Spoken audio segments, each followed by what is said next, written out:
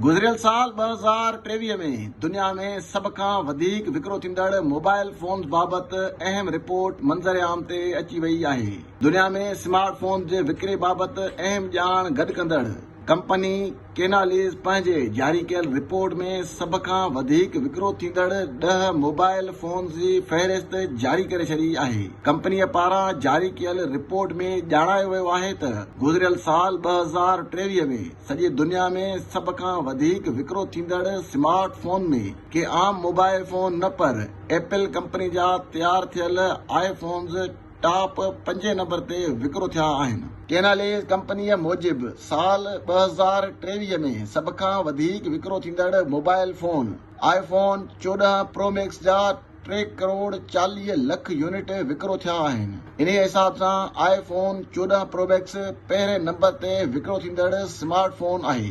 ॿिए नंबर ते विकिरो थींदड़ मोबाइल फोन जा हैरत में आणींदड़ नतीजा साम्हूं आया आहिनि। ॿिए नंबर ते सभ खां वधीक विकिरो थींदड़ मोबाइल फोन पिणु एपल कंपनीअ जो तयार थियल आईफोन 15 प्रो मैक्स रहियो, जंहिंखे लॉन्च थिए फ़क़ति 3 महीना ई थिया हुआ। सितंबर 2023 में मुतारिफ़ करायल आईफोन 15 प्रो मैक्स जा फ़क़ति 3 महीननि में 3 करोड़ 30 लख यूनिट विकिरो थिया आहिनि। अहिड़ी रीति आईफोन 14, आईफोन 14 प्रो ऐं आईफोन 13 तरतीबवार 3, 4 ऐं 5 नंबर ते विकिरो थिया आहिनि, जॾहिं त iPhone 15 pro 7 number, iPhone 15 10 number ते वधीक विकिरो थींदड़ स्मार्टफोन रहिया आहिनि। जॾहिं त साल 2023 में आईफोन खां सवाइ सभ खां वधीक विकिरो थींदड़ स्मार्ट मोबाइल फोन में सैमसंग जा स्मार्टफोन 6, 8 ऐं 9 नंबर ते रहिया।